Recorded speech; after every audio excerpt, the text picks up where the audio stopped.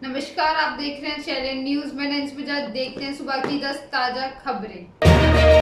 ऋषिकेश घूमने आए थे गाजियाबाद के 6 दोस्त, 2 की हुई मौत। ऋषिकेश में घूमने आए 4 दोस्तों को उनकी ये ट्रिप कभी ना भूलने वाला जख्म दे गई है। वे अपने अन्य 2 दोस्तों के साथ यहां गंगा में नहाने के लिए गए और उन्हें हमेशा के लिए खो दिया। जानकारी के मुताबिक मुन्नी कीर्ति थाना क्षेत्र अंतर्गत नीम बीच के समीप गंगा में डूबकर गाजियाबाद के 2 युवकों की मौत हो गई है। दोनों युवक अपने 4 अन्य साथियों के साथ यहां घूमने आए थे। पुलिस ने युवकों के स्वजन को सूचना भेज दी है। पुलिस के मुताबिक शर्मा गार्डन शाहीबाबाद गाजियाबाद उत्तर प्रदेश निवासी 6 युवक शुक्रवार की सुबह ऋषिकेश घूमने आए थे।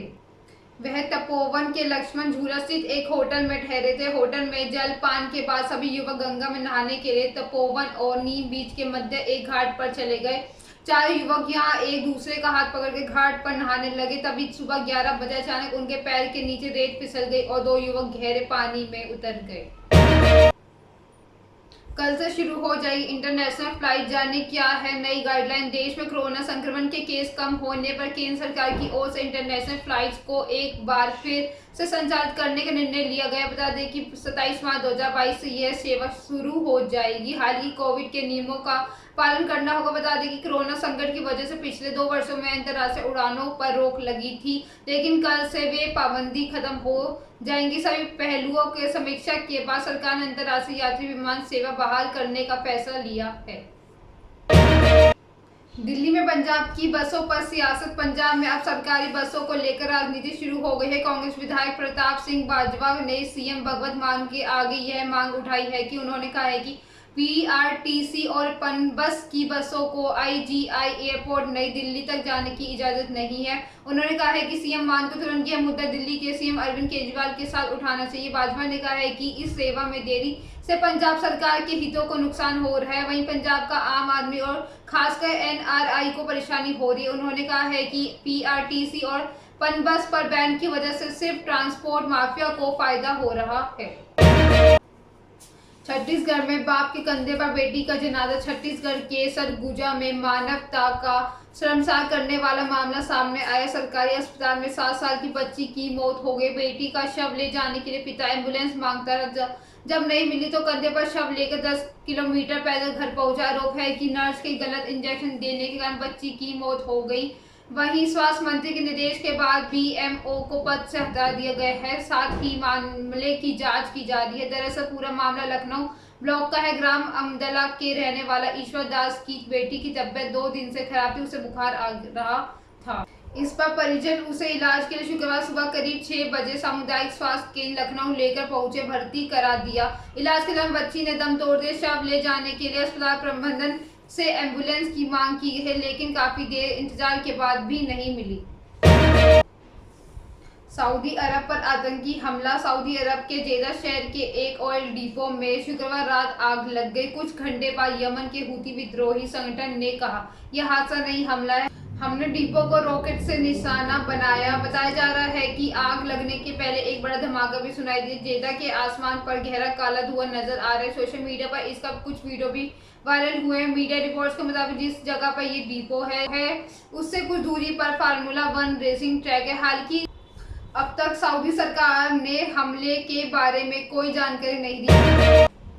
गंगा में जहाज हादसा, आग ने टैर कर बचाई जान। झारखंड के साहिबगंज और बिहार के कटिहार जिले के मनिहारी घाट के बीच गंगा नदी में स्टोन के ट्रकों से भरे जहाज का बैलेंस बिगड़ गया। जहाज पर करीब 14 ट्रकों में स्टोन पत्थर लोड था, जिसके बाद भी सभी ट्रकों के ड्राइवर और हेल्पर भी इसमें सवार थे। हादसे में जहाज के स्टाफ के साथ ट्रकों के ड्राइवर, खलासी सहित 10 लोगों की आशंका जताई जा रही है। जहाज प्रबंधन का कहना है कि 8 लोगों ने तैरकर अपनी जान बचाई है और वो लौट आए हैं। 2 लोग अभी भी लापता हैं। जहाज साहिबगंज से मनिहारी की तरफ जा रहा था। जहाज में सवार कैप्टन अमर चौधरी ने बताया है कि जहाज पर कुल 14 ट्रक लोड थे। एक ट्रक का टायर फट गया है, इस कारण वे अनियंत्रित होकर नदी के बीच धार में गिर गया। इसके साथ ही 4 ट्रक और गिर गए। बाकी बचे ट्रकों को लेकर जहाज किनारे पर पहुंचे।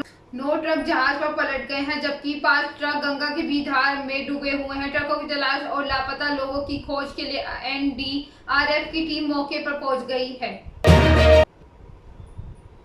सॉल्वर गैंग के सरगना सहित 9 पर गैंगस्टर की कार्रवाई। मेडिकल प्रवेश परीक्षा नीट यूजी में वाराणसी में धांधली का प्रयास करने वाले सॉल्वर गैंग के सरगना सहित 9 आरोपियों के खिलाफ सारनाथ थाने में गैंगस्टर एक्ट के तहत मुकदमा दर्ज किया गया है।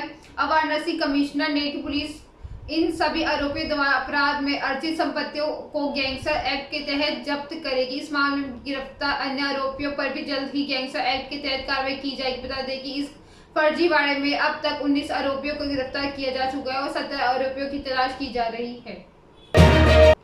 युवती जेवर लेकर प्रेमी के साथ फरार। मेरठ से 18 साल की लड़की घर से जेवर लेकर अपने प्रेमी के साथ फरार हो गई। परिजनों ने युवती को खूब तलाशा लेकिन वह नहीं मिली। रात में परिजन युवती के प्रेमी के घर पहुंचे तो पता चला है कि युवक के घर 2 दिन से ताला लटका है। परिजनों ने युवती की बरामदगी के लिए लिसाड़ी गेट पुलिस से गुहार लगाई है। परिजनों ने बताया है कि एक माह बाद युवती की शादी होनी थी। लिसाड़ी गेट थाना क्षेत्र के समर गार्डन निवासी व्यक्ति के कपड़े बेचने का काम करता है। उसकी 18 साल की बेटी लिसाड़ी रोड निवासी युवक से प्यार करती थी।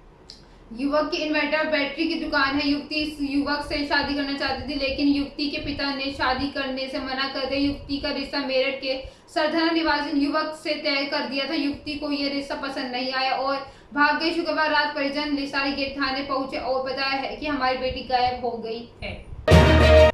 मां चाहती थी कि बेटा सरकारी अफसर बने। अब आईपीएल खेलेगा। आईपीएल का 15वां सीजन आज से शुरू हो रहा है। आईपीएल की सभी टीमों में इस बार राजस्थान के खिलाड़ियों का जादू सिर चढ़कर बोल रहा है। प्रदेश के युवा क्रिकेटर को इस बार लगभग हर टीम से मौका दिया जाएगा। इन्हीं में से एक जयपुर के तेज गेंदबाज अशोक शर्मा। उन्हें कोलकाता नाइट राइडर्स ने 55 लाख में खरीदा है। आईपीएल के इस खिलाड़ी को कभी परिवार सरकारी नौकरी करता देखना चाहता था। अब भी वह अशोक का पूरा ध्यान क्रिकेट पर रहा। आईपीएल के पहले मुकाबले में आज कोलकाता नाइट राइडर्स की टीम चेन्नई सुपर किंग्स के खिलाफ मैदान में उतरेगी। ऐसे में अशोक के परिजन उम्मीद कर रहे हैं कि अशोक को प्लेइंग 11 में खेलने का मौका मिले। जयपुर के नजदीक रामपुरा के रहने वाले अशोक पिता नाथुलाल शर्मा ने बताया है कि 2017 में उन्हें लगातार अच्छा क्रिकेट खेलने के बाद अशोक को क्रिकेट एकेडमी ज्वाइन कराने का फैसला किया था। उस वक्त परिवार को आर्थिक स्थिति इतनी मजबूत नहीं थी।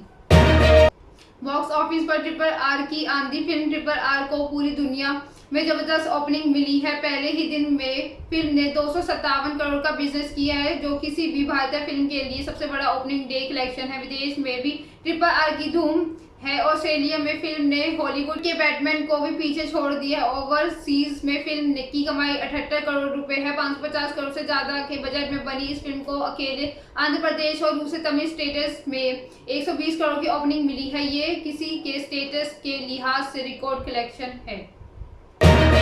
ये जब तक की 10 ताजा खबरें। ऐसी अपडेट्स के लिए बने रहे हमारे साथ। हमारे चैनल को लाइक करें, कमेंट करें एंड सब्सक्राइब करना ना भूलें। धन्यवाद।